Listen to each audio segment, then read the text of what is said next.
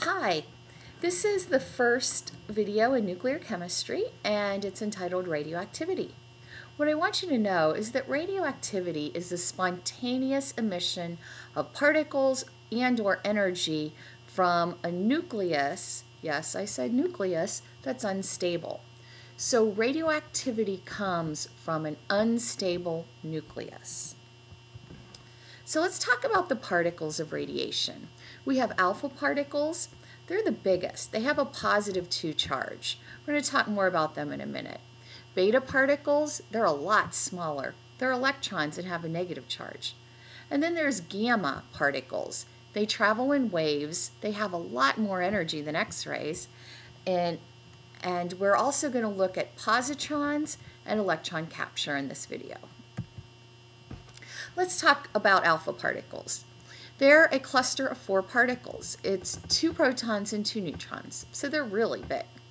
An alpha particle is identical to a nucleus from a helium atom.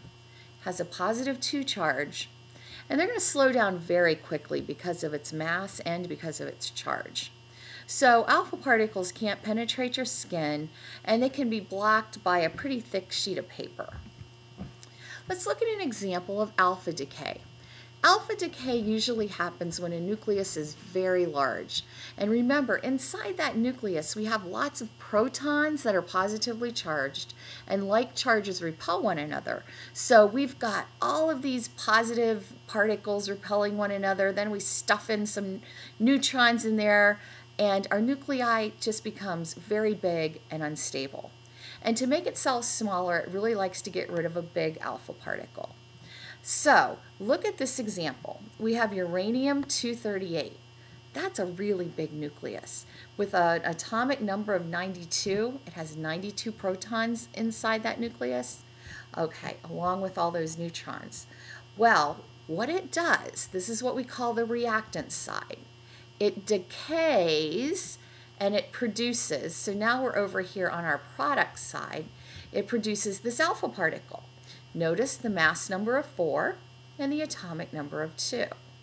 Now what we want to have happen in these equations is we want our reactant side, the mass number over here, to equal the sum of the mass numbers over here.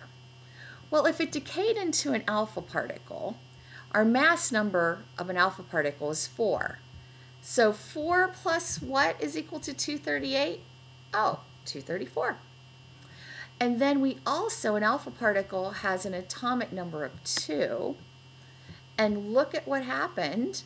The 2 plus what has to equal 92 on this right side. 90 plus 2 equals 92. Now that our atomic number went down by 2, it changed into a different element. It's now thorium. Okay, so in alpha decay, our atomic number, that's what we are calling Z here, goes down by 2, and the mass number goes down by 4. So that nuclei lost a lot of mass. So let's take one more look. 238 is the mass number on our reactant side. On our product side, we have a 234 and a 4. That equals 238. Over here, uranium has an atomic number of 92, 92 protons in the nucleus, and over here, 90 plus 2 is equal to 92. That is a balanced reaction for alpha decay. Let's talk a little bit about beta particles. Beta particle is identical to an electron. It's small. It has a negative charge. It can penetrate your skin and cause damage. To block a beta particle, you need really thick plexiglass, thick foil, or even lead. Wait a minute. Did I say that radioactivity is the spontaneous decay and particles are coming out of the nucleus? How did an electron get in the nucleus? Well, what's happened is a neutron in the nucleus has been converted to a proton and to an electron. That's how an electron got in the nucleus. So if you look at this equation, notice how it's balanced. This is our neutron. You know, neutrons have a mass, don't have a charge. Okay? And that, we said, is converted to a proton. Proton has a mass too, so it has a mass number of 1 and a +1 charge. And then there's our electron. virtually no mass, so a mass number of 0 and a -1 charge. Hey, that's balanced. Well, let's go ahead and look at beta decay. All right, so carbon-14 goes through beta decay. So down here we've got our carbon-14, and it decays, it produces over here. This is how we're going to show a beta particle.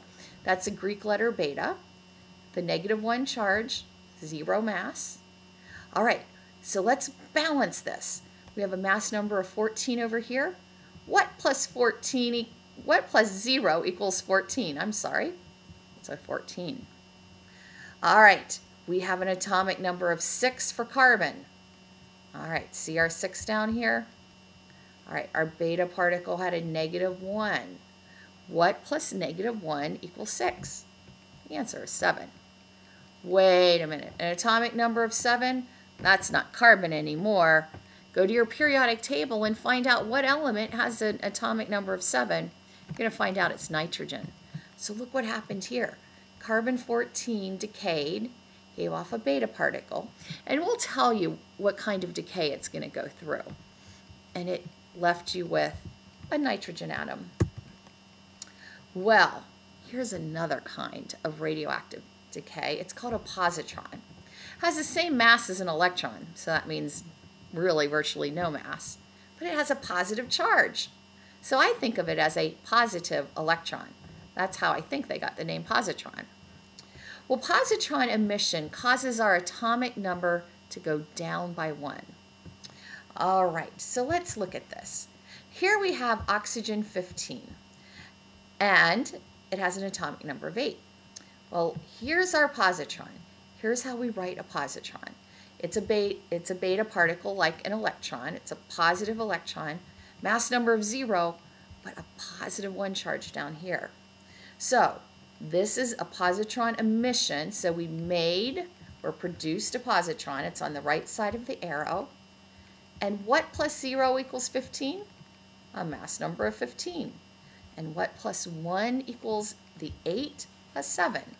Notice again, our mass numbers on both sides of the arrow are equal, and our atomic number on both sides of the arrow is equal. Sometimes I think of that arrow as just a big old equal sign. Our mass numbers on both sides have to be the same, as do our atomic numbers. An electron capture. Ooh, this really seems weird. Well, an electron that's close by the nucleus is captured by the nucleus. Let's see what happens here. This time, our electron is represented by a letter E, has no mass and a -1 charge, but it's on the left side of the arrow because we're adding an electron. So things that we add, we're going to put over here. Things that we've decayed or that have been emitted, we put on our side over here. Well, we said electron capture, so this goes over here. Krypton 81 undergoes an electron capture. And now, on the other side, on our product side, we have to make sure that our mass numbers equal 81 on both sides, and they do. And then 36 minus 1 is equal to 35. If we have an atomic number of 35, then our element, go to your periodic table, and the element is bromine. Again, the big picture here is making sure that your mass numbers on the reactant side, the left side of the arrow, is equal to the mass number on your product side, and that your atomic number on the reactant side equals your atomic number on the product side. Make sure you can balance these guys. It's really simple math.